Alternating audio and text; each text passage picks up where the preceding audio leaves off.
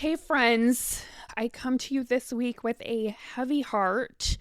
I am coming to you from my hotel room in Santa Barbara where I am evacuated from the LA fires. And I want to start out by saying I am beyond grateful to be in a hotel away from LA, safe, with my little family, with Josh, with Millie, and it's been a thing. It's been a roller coaster the past week, the past couple of days, really. And I want to mention this first, just trigger warning. If you were impacted by the fires, maybe don't listen to this episode because I'm going to share a bit about my experience and I don't want to reactivate any triggers or any traumatic things that you have gone through. But I did want to come on and share a little bit about this journey. I had another podcast episode slated to go out on Wednesday. It was already pre-recorded, everything. I usually prep these things a couple weeks in advance. And the podcast episode that I had coming out this week just did not feel right to release in the midst of this, given the circumstances that I'm personally going through and so many of you are also going through. It felt like toxic positivity, to be honest with you, right?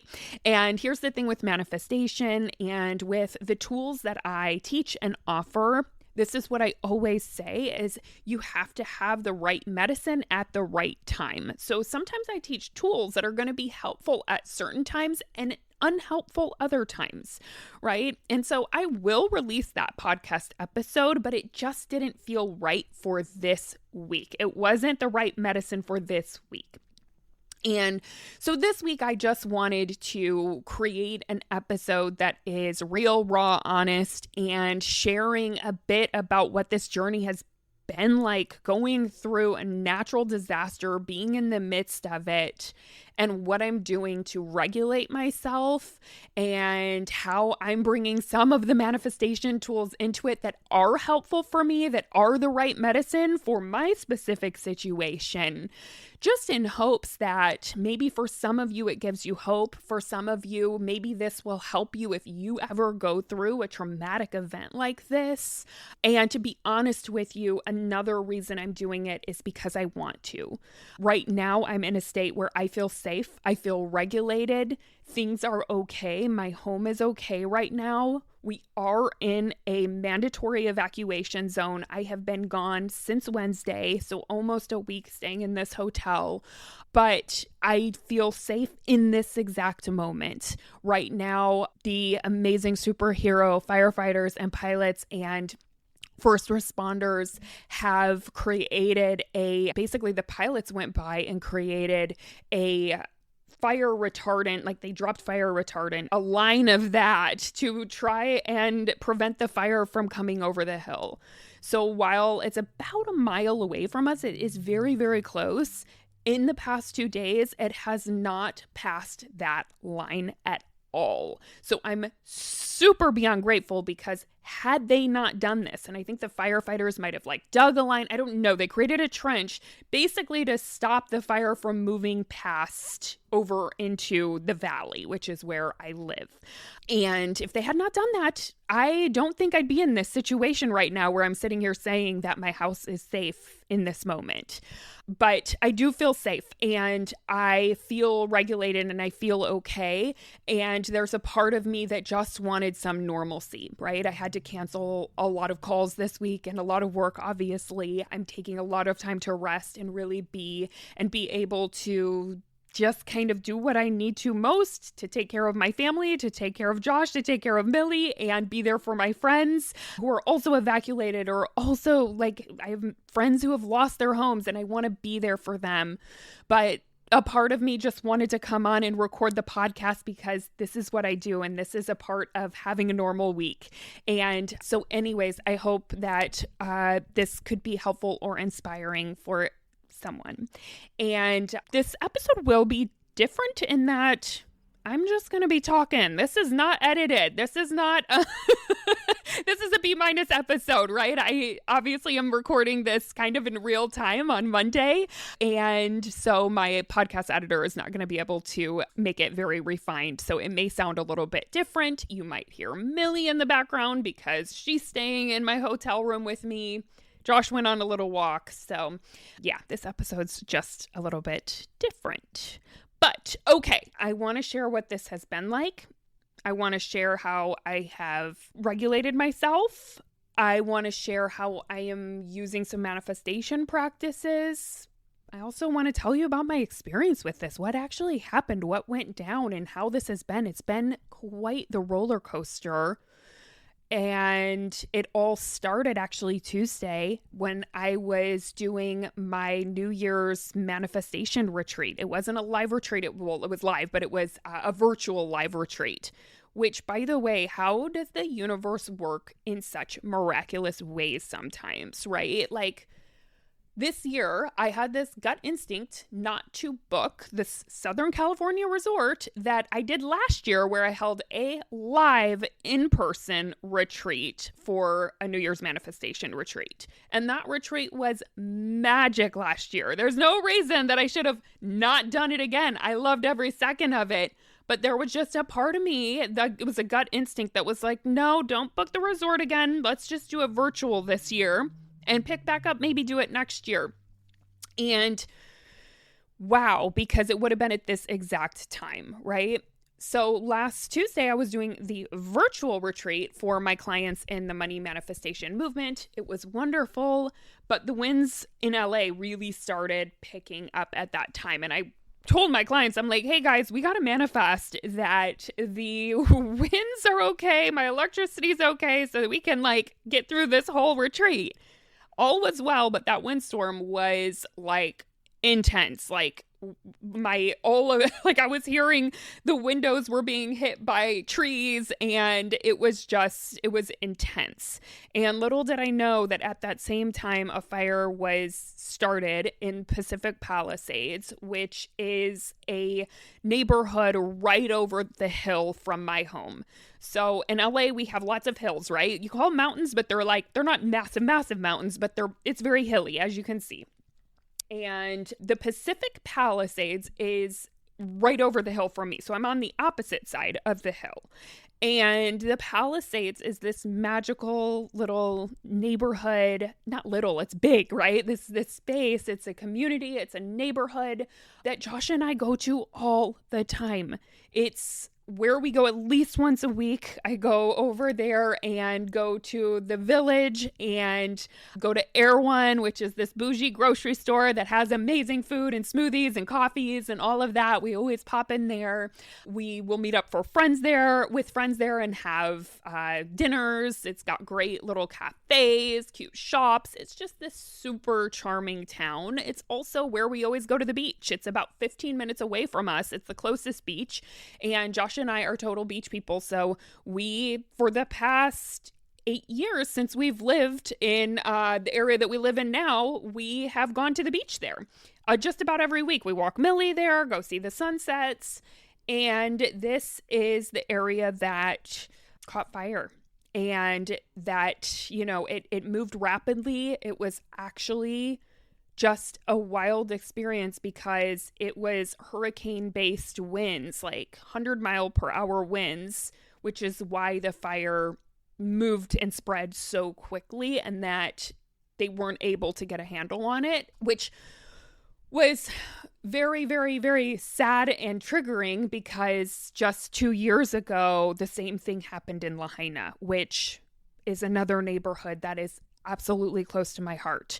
We actually bought our condo in Maui in Kihei, which is close to Lahaina, like 8 months before the Lahaina fire. And Lahaina was our other little community in Maui, and we knew tons of people that... Hey there, quick commercial break to tell you about something really exciting that I have coming up that I want to invite you to.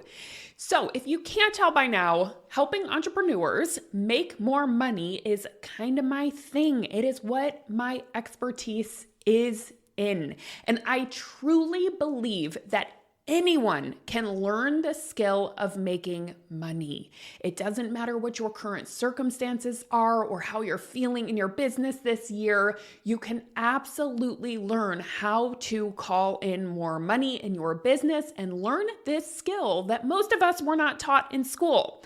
And that is why I am going to be teaching it at my Money Masterclass Series live event. That's totally free, that you can get signed up for right now. It's on January 21st, 22nd, and 23rd. And you can come watch it live, ask me questions, or you can catch the replay. It's going to be so good. I am going to be giving so much good information that you can implement in your business today and really see the needle move forward.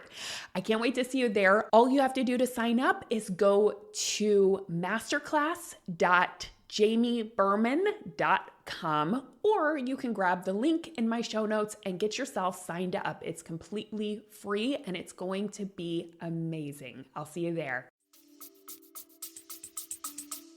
Lived there, and some people that lost their homes there, and we went to all the shops, and it was like our second little home. And that was devastating, and we are still grieving that. Everyone in Maui is still grieving that. It's had lasting effects. And now my heart was so heavy because it felt so similar. The situation was so close to it, and everything spread really quickly. It's been absolutely devastating, and I couldn't quite wrap my head around it, especially the first day and a half. I was in kind of a panic for me, I was just, do we pack our bags? What do we do? We're close to this, and watching the news, trying to figure out what to do, started packing. It wasn't close enough. So Tuesday night, we slept at our house, but we kept our phones on, and all night we were getting texts and dings, and I didn't sleep at all, right? And I was exhausted on Wednesday. And Wednesday came, I saw how much the fire spread and how many people that we know lost their homes. We saw that the Palisades community burned down, and another fire had started it's called the Eaton Fire. That one started over in Pasadena area, in Altadena area, Arcadia area. And it was just hard to process what was happening. And then one after the other, because of the conditions, there was more and more fires getting started all around us. And we were surrounded by fires. And I was like, Josh, we got to get out of here. I'm like, we're probably going to be okay. They're probably going to put all of this out, but I can't sleep here at night. Like, I don't want to have to get up at 3 a.m. and be woken up by a police officer at my door telling me I have to get out immediately. I'm like, let's just do this slowly. Let's get out without panic. Let's pack up and go. So that's what we did on Wednesday. We were not under a mandatory evacuation, but we were in the area. We were in the vicinity, and I could just feel the energy. I was in that kind of panic response naturally. And so we left, we went to Santa Barbara. It felt very removed in Santa Barbara. Like, it's only about an hour and a half, but sure felt like a whole nother world. Absolutely gorgeous, no smoke, like very jolly out, by the beach. Wild experience. And we spent a couple days here in Santa Barbara, and then we saw day after day that the fire was getting closer and closer to our home. And so it was on Friday that we realized we're probably going to go under mandatory evacuation. And when that happens, we're not going to be able to get back in at all. And we're not going to feel safe getting back in. So it was in that moment we had this gut instinct. Let's go back. Let's actually pack as if our house is potentially going to be burned, let's pack as if we need to get everything that we really, really want to keep with us, and I wasn't holding that, that was going to happen, but it was a just in case this happens, like, this is getting real. So we went back, and I have to say, driving into LA, I broke down.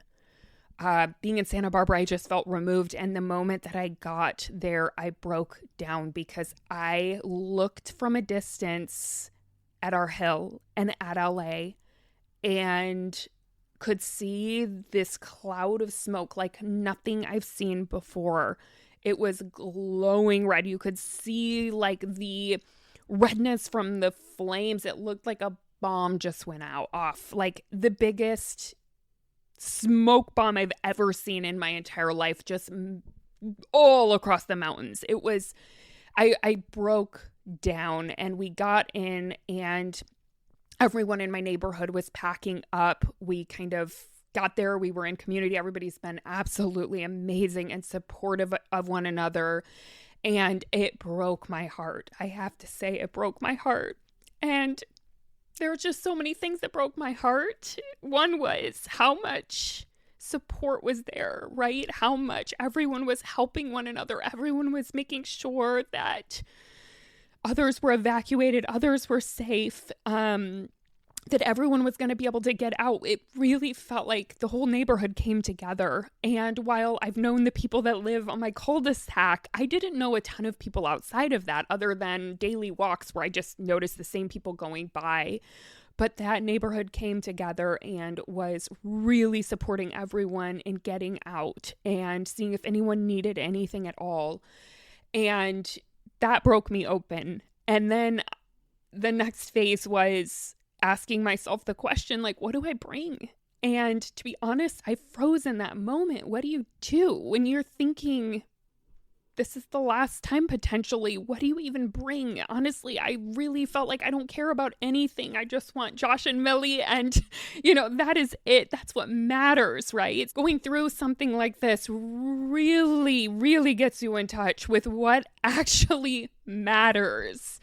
And I did gather a few things. Josh grabbed a few more, just clothes at least, because he had only brought like 2 outfits the first time, thinking we'd be back right away. And with so much unknown, I said, Josh, pack a full suitcase, and grabbed a couple things from my office, grabbed some wedding photos. And then suddenly we got a text to get out. And that is when the evacuation hit and we had to get out. Police came door to door, made sure everyone was gone. Again, these people are superheroes. To go into these fire zones, knock on the doors, making sure every person is out. It's just seeing this, I am blown away at humans. I am blown away at what humans will do for other humans. It is touching and moving in a way I've never experienced in my entire life. So that's the beauty of something like this, is you see humanity and you see the goodness in people, and it doesn't matter what their race is, what their color is, where they come from. It doesn't matter what their political views are. Everyone is really just there for humanity. And that has been incredible and so, so beautiful to witness. But I'm grateful to say we got out safe again. We went back to Santa Barbara to our little hotel room, brought all of our stuff as much as we could. Josh and I brought one car, so we had to make sure that everything fits in one car. He packed up a little bit more of his music stuff, whatever he could fit in terms of vintage. He has some vintage pieces, some vintage instruments and synths, and his good friend had a van, so he packed up his guitars, and his friend brought all of his guitars with him. Of course, we had to leave the rest of Josh's studio, the rest of our home, and send it love and say goodbye and just hope that we will return. And so that was a very, very deep and moving experience that I will never forget in my entire life. No matter what happens, I'll never forget that experience. And driving away, I just bawled. It broke me open because I really saw what was happening. And I think it was finally seeing that smoke that it just really hit me and broke me open in a way that I wasn't previously. I finally was able to start processing it. And I was feeling for every single person in this city because it's affecting everyone in LA, no matter what, right? It's a huge thing, and everyone knows someone who lives in one of these fire zones. Everyone knows someone probably who has lost their home because there is that much damage, that much destruction happening. And I just grieved and I bawled for at least 2 hours, and it felt so good to cry. It was almost like all that panic was just being let out of me. And for the next day and a half, both me and Millie just like cried and slept and wept and felt for everyone and sent so much love to everyone that we know. We were checking in with people. It was intense. It is intense. And the only reason that I'm in the place that I'm in now is because, well, first I felt all of that emotion and I let myself feel it. I wanted to feel the pain. I wanted to feel the grief. I wanted to feel sad for all of the animals. I wanted to really deeply feel it. And I went there and it moved, I don't want to say through me because it comes in waves. Like I said, this has been a roller coaster of emotions. And right now, it's been about 2 days since there's been more damage. Luckily, the fire has grown, but it hasn't been damaging buildings as of this point because of those superheroes that have created these fire retardant lines.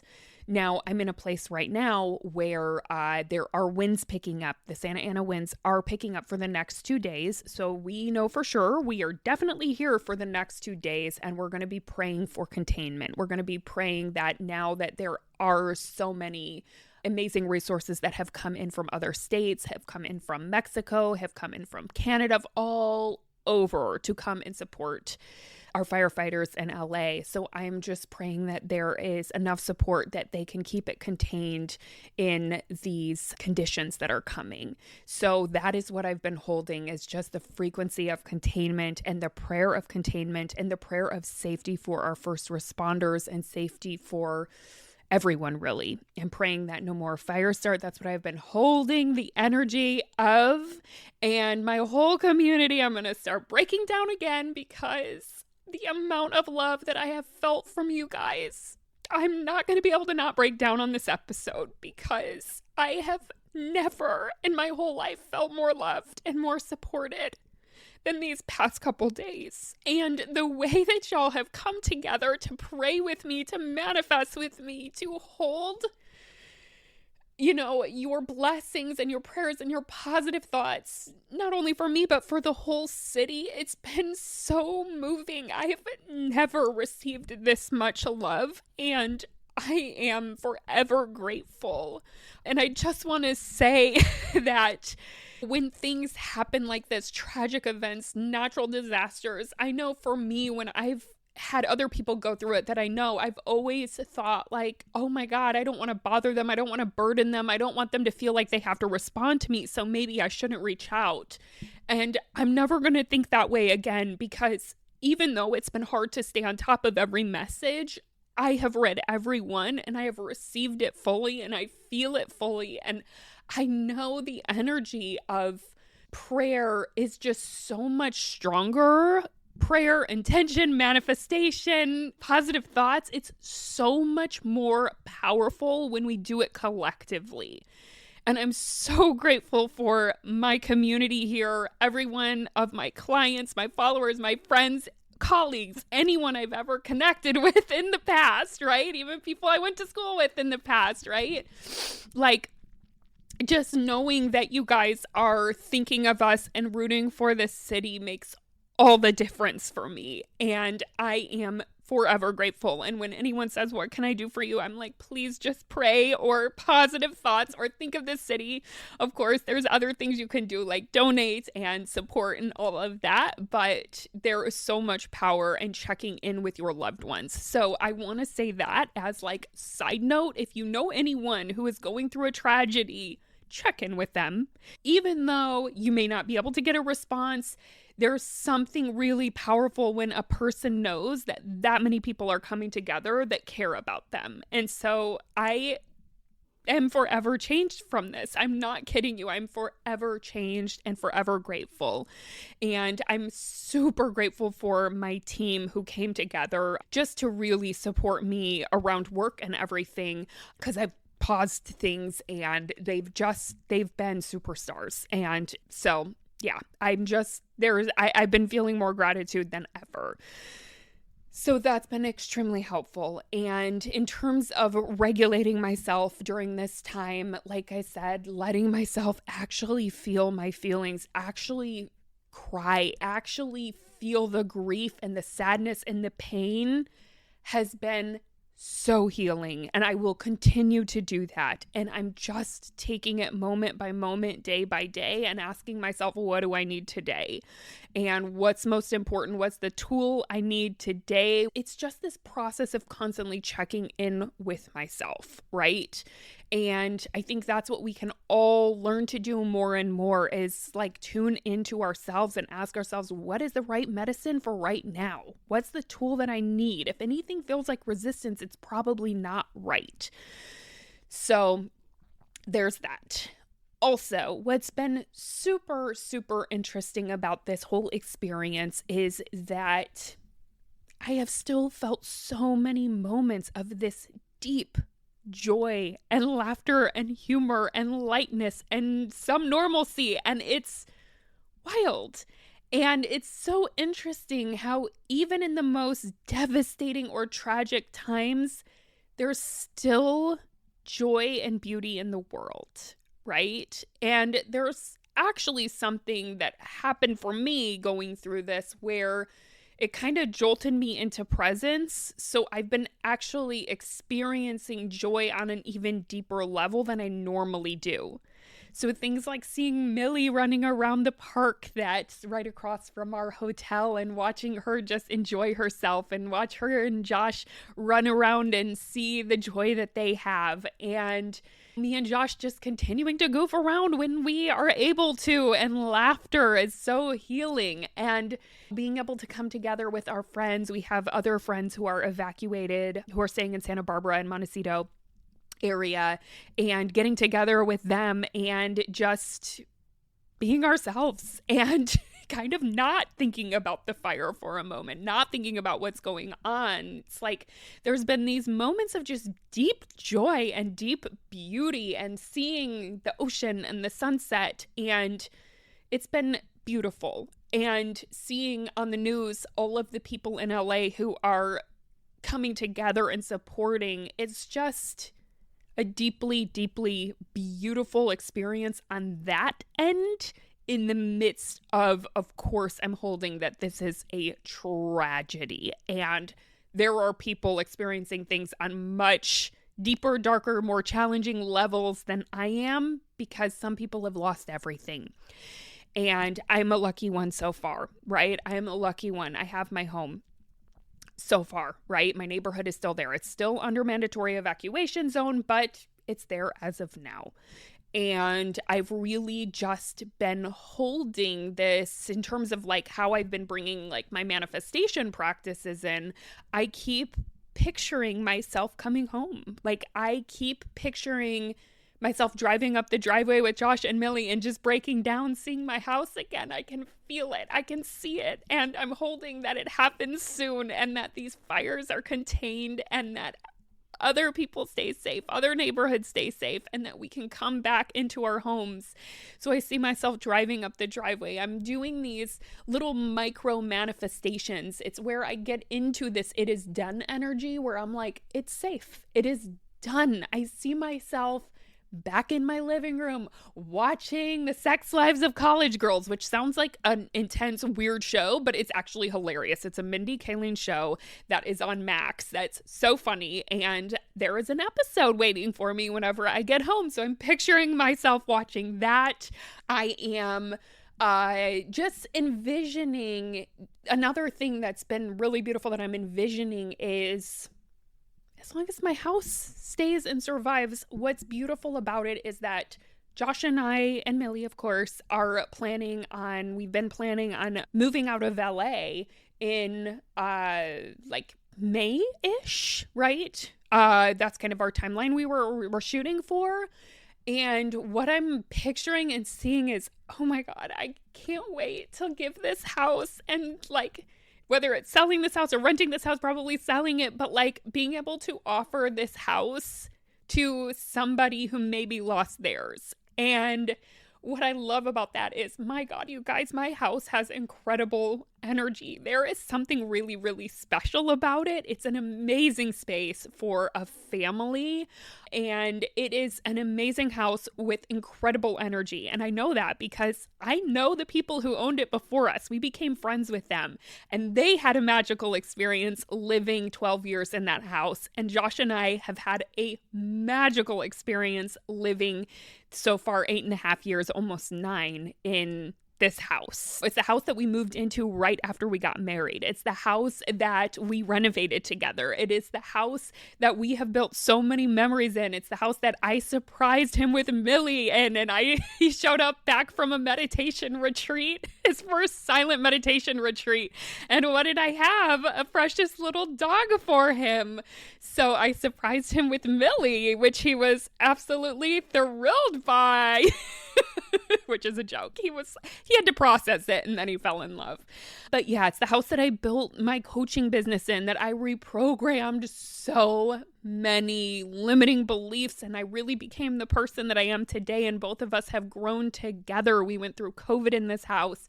There's magic in this house. I know this house has transformational energy, and I'm just super excited and keep seeing this vision of us being able to offer this house up to someone else who maybe lost theirs. And so that's the vision and the frequency that I keep holding, and how I am holding manifestation and practicing just seeing these micro moments in the future. Like, it is done. It is safe. The neighborhood's safe. So yeah, that's kind of how I'm bringing manifestation into this process, but I'm also bringing a lot of surrender in. Because what I always say and teach is that we want to hold everything with low attachment, with a spirit of this or something even better for the highest good of all concerned. So my prayer is, whatever is for the highest good, let it be.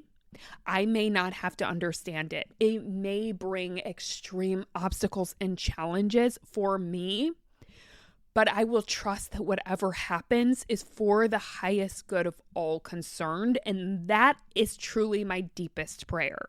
So while I hold this, it is done energy, and I do see these micro moments, I trust in the universe, and I trust that even though we can go through extreme obstacles and deep pain, that we do live in a friendly universe. And in the long run, sometimes the things that seem like the biggest tragedies can end up being the biggest blessings of our entire life. And we don't have to understand that in the moment. So I'm holding it with a very light touch, and I'm in a place of surrender.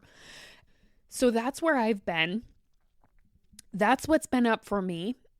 If you're listening, I appreciate you, and I would just love to ask that you do me a favor and send your positive, beautiful thoughts, prayers, energy, blessings, anything good our way, right? And when I say our, I mean collectively, all of LA. Anyone who is affected by this tragedy, and sending those blessings to anyone who's in the midst of or has had a natural disaster that's still dealing with it. It's a thing. It's traumatic. It's devastating. And so if you could send your beautiful energy our way, I would very much appreciate that. And I also have a list of charities that are doing amazing, amazing things for fire victims for the city of LA that could use your support and your donation. So even if it's just like $5, right? Even if it's the price of, it's not even $5 for a latte anymore, $6, $7, whatever, the price of your latte, like, what you do matters. That is another takeaway from this, is that it's not just the big things. You don't have to have a lot of money that you give away. You don't have to be doing a ton in order to make a difference. It is truly the little things that matter. It's the checking in on someone that you know in LA. Even if you haven't talked to them in a while, send them a positive thought, check in on them, make sure that they're okay, see if there's anything that you can do for them. If you know someone who's evacuated, send them a Postmates gift card for $20. That makes a huge difference. It is truly the little things that matter. And that's been a huge lesson for me. And you all know, I always say, this is a big part of my why I help heart-centered, amazing entrepreneurs and humans make more money, is because money is probably our most powerful resource, right? So if you have money to offer, it's going to do good in the world. So when we make more money, we can give more money to good causes, right? So money is a beautiful, positive thing, especially when it gets in the hands of heart-centered humans. So we can use money for good. It is just a resource that can be shared for good. And so if you do send a donation, while you're sending it out, send a positive blessing along with it. Wish that money can just go so far in helping others, right? So I'll put a list of charities. I'm also going to put a GoFundMe account in the show notes of a person that Josh and I know who lost their home. It's a composer that Josh knows who literally lost everything. I mean, he left before he had to be under mandatory evacuation, not thinking that he wouldn't return. And his house happened to burn in the Altadena fire. And he lost his studio. He lost, even his kids' school. Their whole community is gone. And so any bit helps, right? These people have literally nothing besides their family. Like, they have none of the essentials. So if you could even give just the littlest bit, that would make a huge difference. And I so appreciate it. I appreciate you. I send you all the love, and let's just manifest that the next episode I'll be in my office recording it. I see it. All right. I love you all so much, and I'll see you next week.